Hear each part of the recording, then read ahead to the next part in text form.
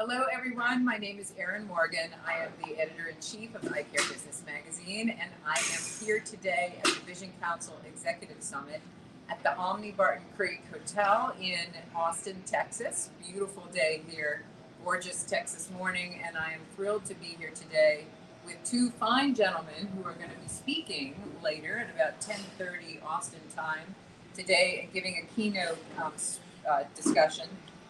This is Bill Carr and Colin Breyer, former Amazon executives, and they are the authors of the book that came out in 2021 called Working Backwards. So thank you, welcome, and thank you for joining us today. Could you each maybe just tell us a little bit about yourselves, what you did in Amazon, and a little bit about the book? Sure.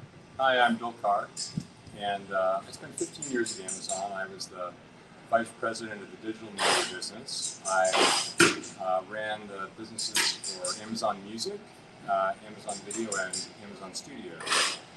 And since that time, I've been working with Colin here to help teach emerging and growth companies what we learned at Amazon. Fantastic. Hey, my name's Colin Breyer. So I started Amazon in 1998. I was there for a little over 12 years. Amazon at that time was a relatively small company, about 100 people in the corporate area. So I got to see it grow from 100 people in corporate area to what it is today. Spent a couple of years in the product development group, and then worked with Jeff Bezos for 2 years as his chief of staff or technical advisor.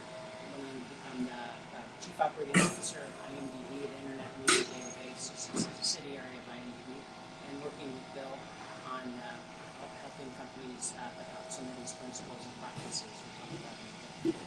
That's great. So you two worked together when you were there for a bit at the time? We overlapped. We actually never really worked in the same group or the same department. Right. Great, you're connected. Yeah. For sure. So can you tell us a little bit about Working Backwards? What does, that looks at kind of best practices that were employed at Amazon? Sure. Working Backwards is the name of our book. And it's a book that helps answer the question, how did Amazon do it, or how have they done it? And Jeff Bezos once said that at Amazon they created an invention machine, and we help describe sort of what that machine is. And what it is a series of processes combined with some principles that Amazon developed. Processes that lead to everything from how Amazon hires, to how they make decisions, to how they organize teams, to how they foster innovation and operational excellence, and how they do that within the realm of some very specific leadership principles that guide the company's thinking and decision making. Wonderful. Sounds like a fantastic book.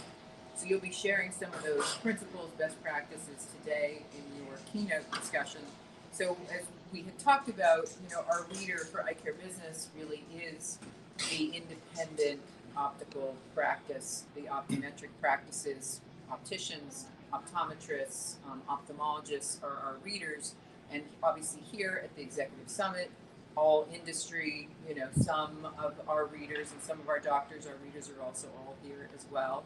But industry with the frame and the lens and the contact lens companies and the chain retail locations.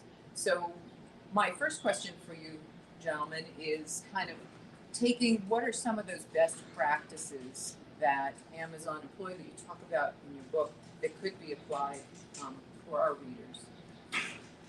Well, so in some of these trying times where there's lots of change, we experienced a ton of change over the time we were at Amazon.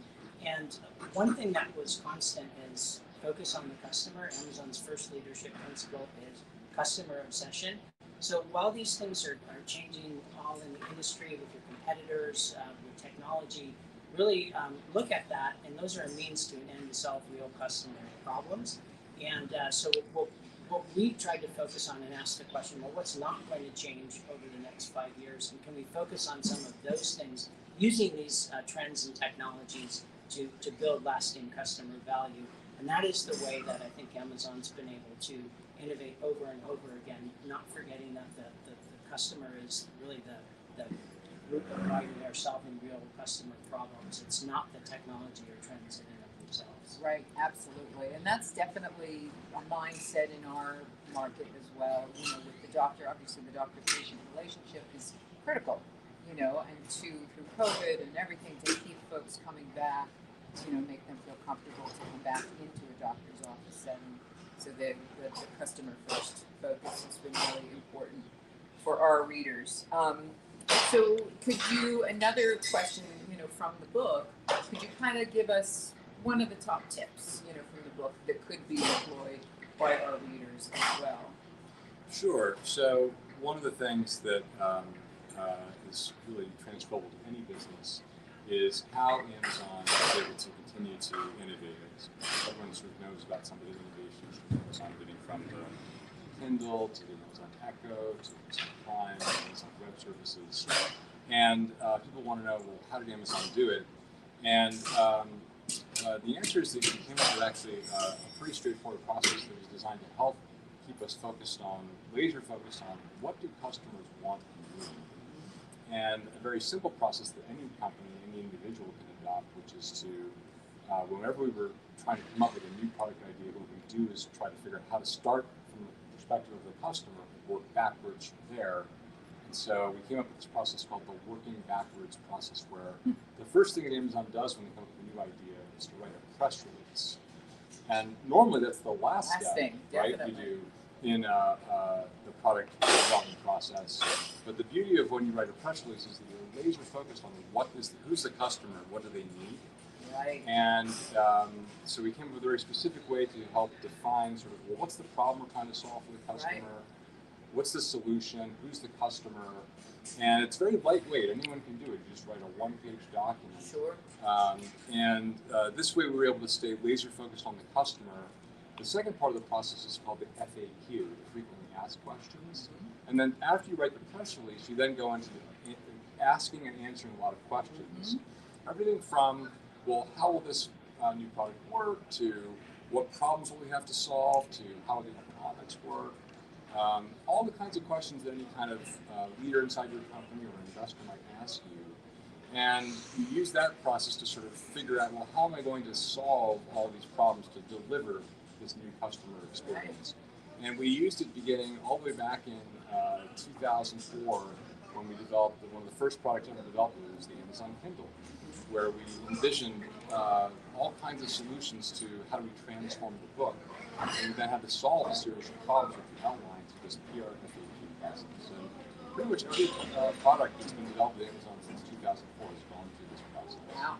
It's really fascinating, and it's kind of, you know, you're outlining that end goal. Where do you want to be? What's right for the customer? And you're kind of saying, okay, well, how do we get there? That's right. So that is working backwards.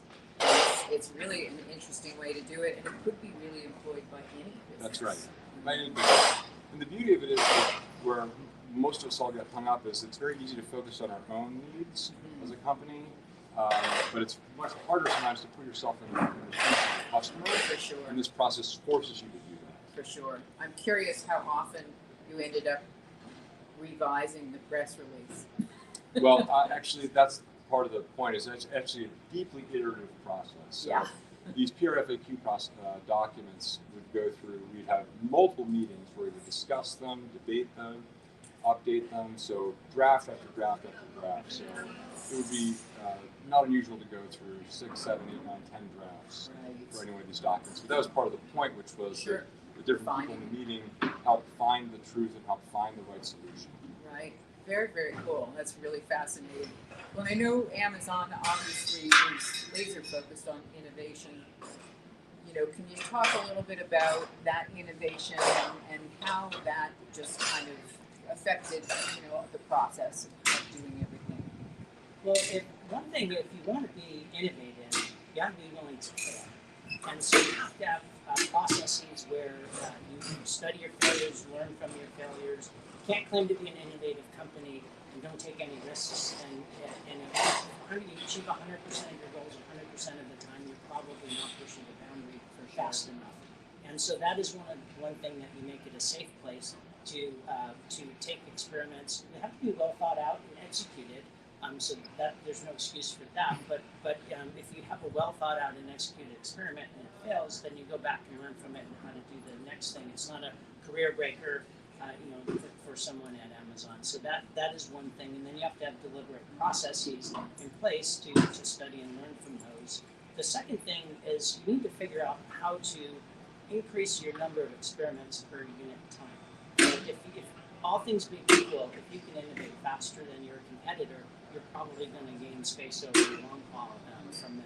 And so a lot of the processes that we talk about, like the working backwards PRFAQ process, sounds like a lot of work, but it's actually a lot cheaper to experiment with press releases and FAQs rather than building something and launching something and figure out you built the wrong thing, hired the wrong people, and have to go back and change that. So that's another way is to be an innovative company is to really increase the rate of experiments per year. Amazing. Wow. Well, I could keep going, but I know we have limited time because it's really, really fascinating. So I look forward to reading the book. Thank you both for joining us and sharing all this great information. And we look forward to your keynote discussion at 10:30 here in Austin time. So if you're here at the conference, please join us 10:30 here in the conference center at the Omni Barton Creek. And if you're not, we'll be back later this afternoon with another live stream from another one of our speakers. So stay tuned, and thank you all for joining us, and thank you both, and have a great day. Thank you. Yeah, thank you.